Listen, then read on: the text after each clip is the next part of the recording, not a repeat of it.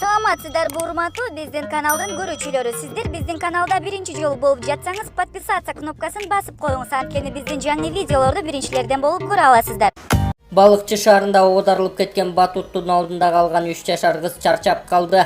Саламаттык сактоо министрлиги кабарлагандай, ал Бишкектеги эне баланы коргоо боюнча улуттук борбордо эсине келе албай жан берген. 9-июнда катуу шамалдан уламат алган шаардын Соң көл кичи районунда балда секирип ойноп жаткан батут оодарылып кеткен. Окуядан жабыркаган 3 жашар кыз реанимацияга түшүп, анын 5-теги эжесинин буту сынганы кабарланган. Ооруканага окуя болгон күнү 4 бала ар кандай жаракаттар менен келип түшкөн. Буту сынган кыздын абалы туруктуу экени, ал эми анын сиңдиси дароо реанимацияга жаткырылганы кабарланган. Кийин ал борборго которулган. Эже сиңдиден сырткары ооруканага түшкөн дагы 2 бала дарыгердин кароосунан өткөн соң үйүнө чыгарылган. Германия менен Польшанын чек арасынан рекордтук көлөмдөгү банги заты аткезчилик жолу менен алынып келе жаткан жеринен кармалды. Бул тууралуу Германия өлкөсүнүн укук коргоо органдары билдиргенин чет элдик маалымат булактары жазып чыгышты. Маалыматка ылайык, унаа Кыргыз өлкөсүнөн чыгып, 31 майдан 1-июнга караган түнү Франкфурт аймагынан текшерүүгө алынган. Анда 670 кг банги заты Польшадан Германияга алынып бара жаткан. Таңгакталган жүктө Туркиянын балы деп жазылган. Жалпысынан 531 таңгак текшерилип, анын ар биринде 1 кг 300 граммдан банги заты болгон. Болжолдуу маалыматтар боюнча аны Бельгияга жеткирүү планы болгон. Ошондой эле мындай чоң көлөмдөгү банги заты Германияда биринчи жолу кармалып жатканы айтылат. Грузиянын номери тагылган жүк ташыган унааны 63 жаштагы туркиялык айдоочу айдап бара жаткан. Ал окуя болгон жерден кармалып, банги затын ташып бара жаткан айдоочу шектүү катары камакка алынган. Айдоочу алгачкы көрсөтмөсүндө унаада банги заты жүктөлгөнүн билбегендигин айткан. Унаадан алынган банги зат халванын ичине салынып даярдалган. Крим Төбөлү Аж Батукаевдин абактан мыйзамсыз бошотулушуна байланыштуу ишке жалпысынан 13 адамдын катышы каралып жатат. Бул тууралуу 20-июнда жогорку кеңеште маалымат берип жатып, Ички иштер министринин орун басары Курсант Асанов билдирди. Сотко чейинки өндүрүш жүрүп жатат. 13 фигурант арасында мурдагы министрлер да бар. Анын 4-төө убактылуу кармоочу жайда. 20-июнда парламентте мурдагы президент Алмазбек Атамбаевдин кол тийбестиги боюнча маселени караган депутаттык комиссиянын корутундусу талкууланды. Бир топ депутаттар Атамбаевди жоопко тартыш керек экенин айтып чыккандан кийин комиссия түзүлүп, ал демилгечи топ сунуш кылган 9 айыптоонун 6-оосу боюнча Атамбаевден шектенүүгө жана укук коргоо органдарынын текшерүүсүнө негиз бар деген корутундуга келген. 6 киненин бири Батукаевке байланыштуу. Эреже боюнча комиссиянын корутундусу жогорку кеңештин жалпы жыйынында 60 добуш алса, башкы прокуратурага жөнөтүлөт. Башкы прокурор өз пикири менен кайра депутаттарга кайтарат. Андан кийин 80 депутат макулдугун берсе, кол тийбестиги алынат. Экс-президент Алмазбек Атамбаевдин иши боюнча токтомго добуш берген депутаттардын тизмеси интернетке чыкты. Эске салсак, бүгүн жогорку кеңеште Атамбаевди экс-президент макамынан ажыратуу үчүн айып коюу боюнча иштеген комиссиянын ишинин корутундусу каралды. Анын жыйынтыгы менен Алмазбек Атамбаевдин экс-президент макамынан ажыратуу үчүн айып коюу токтому кабыл алынды. Добуш берүүгө катышкан 105 депутаттын 100 макул, 5 жок деп добуш берип, документ башкы прокуратурага жөнөтүлдү. Эми башкы прокуратура 7 күндүн ичинде кылмыш ишин козгоого негиздин бар жогун аныктап чыгат. Эгер болсо, Атамбаевдин кол тийбестиги алуу маселеси талкууланмакчы. Өлкөдө электр энергиясын иштеп чыккан суу сактагычтагы суунун көлөмү жылдагыдан аз экендигин бир нече айдан бери серепчилер айтышууда. Бул маселе боюнча жогорку кеңештин депутаты Жыргалбек Турускулов дагы өз пикирин айткан. Ал өкмөттү бул маселеге терең көңүл бурууга чакырып, электр энергиясын ашкере пайдалануунун кесепети жана өлкөдө суунун тартышчылыгынан улам калкты жарык менен камсыз кылууда көйгөй жаралышы мүмкүн экенин кошумчалаган. Ал эми электр станциялары ААКнын маалымат катчысы былтыр бул маалда 16 миллиард 135 миллион куб метрге барабар болчу. Нарын дарыясынын жогорку жагында керектүү көлөмдө кар жок. Ошол себептен быйыл суунун көлөмү мурунку жылдарга салыштырмалуу аз болот. Бирок ага карабастан 1-октябрга чейин 17 миллиард куб метр суу топтойбуз деген планыбыз бар.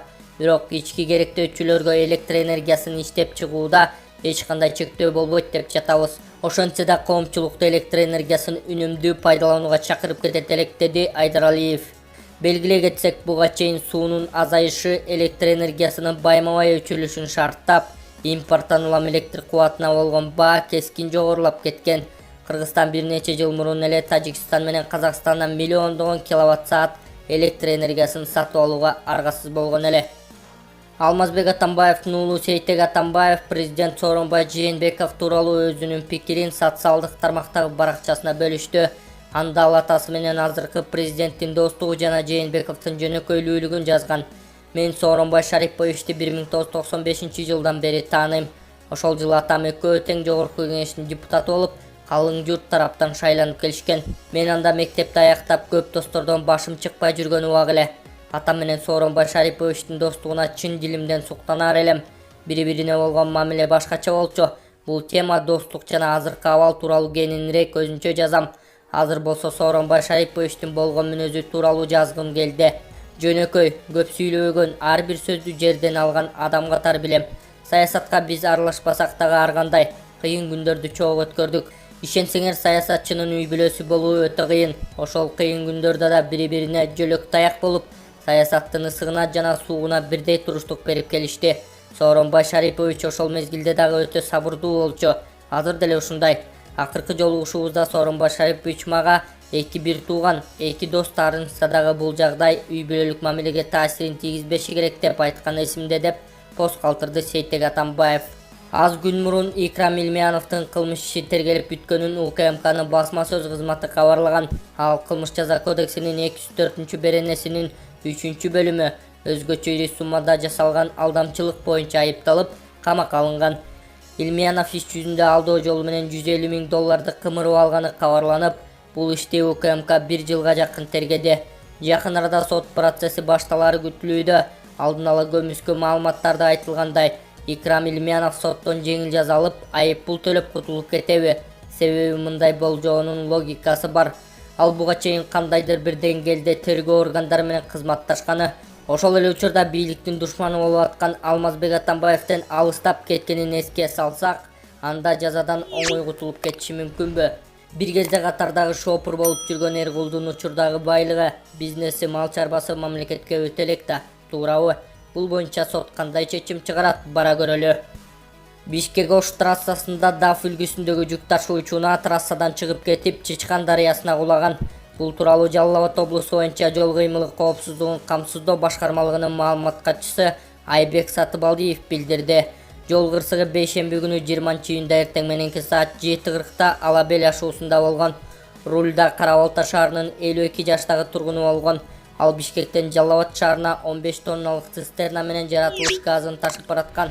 Бир маалда жүк ташуучуна жолдон чыгып кетип, Чычкан дарыясына кулаган, деди Сатыбалдиев. Алдын ала маалымат боюнча айдоочу рулду башкара албай калган, ал жеринде мүрт кеткен. Жол коопсуздук башкармалыгынан билдиришкендей, газ сыртка чыккан эмес. Келечекте Алмазбек Атамбаев менен жогорку кеңештин дарегине айыптоолор болбош үчүн экс-президенттин кол тийбестигин алып салуу зарыл. Мындай пикирин Ата Мекен фракциясынын лидери Алмамбет Шыкмаматов парламентте айтты. Жогорку кеңештин жалпы жыйынында Атамбаевдин иши боюнча конституциялык мыйзамдар, мамлекеттик түзүлүш, сот, укуктук маселелер жана жогорку кеңештин регламенти боюнча комитети комиссиянын корутундусун карады. Эмне себептен экс-президенттин макамын, кол тийбестигин алып коюшубуз керек?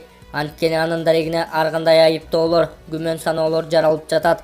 Ал эми кол тийбестиктин жоктугу тиешелүү органдарга иликтөө иштерин жүргүзүүгө, Атамбаевди суракка чакырууга жол берет. Эгер азыр парламент андай чечим кабыл албаса, коомчулукта эртең эле Атамбаев күнөөлүү болчу, аны депутаттар коргоп койду деп айтып чыгат. Андыктан ар кандай күмөн саноолор болбош үчүн Атамбаевдин иммунитетин алып беришибиз керек, деди Шыкмаматов. Белгилей кетсек, Атамбаевди экс-президент макамынан ажыратуу үчүн ага каршы күнөө коюу маселеси боюнча комиссия 13-июнда түзүлгөн. Анын мүчөлөрү 17-июн күнү Атамбаевге коюлуп жаткан айыптарды жарыялаган. Комиссия ишин 18-июнда жыйынтыктаган. Түштүк Кореянын премьер-министри Ли Нак Йон Кыргызстанга боло турчу расмий сапарга даярданууда. Бул тууралуу Тышкы иштер министрлиги кабарлады. Бейшемби күнү Тышкы иштер министри Чыңгызбек Айдарбеков Түштүк Кореянын элчиси Ха Тө Йокту кабыл алган. Жолугушууда премьер-министрдин июлда боло турган сапары талкууланды. Тараптар тыгыз иштешүүнүн маанилүүлүгүн баса белгилеп, сапардын алкагында уюштурулуп жаткан бизнес форумду өткөрүүгө тартибин сүйлөшүштү. Мындан тышкары министр менен элчи учурдагы эки тараптуу мамилеге да баа беришти.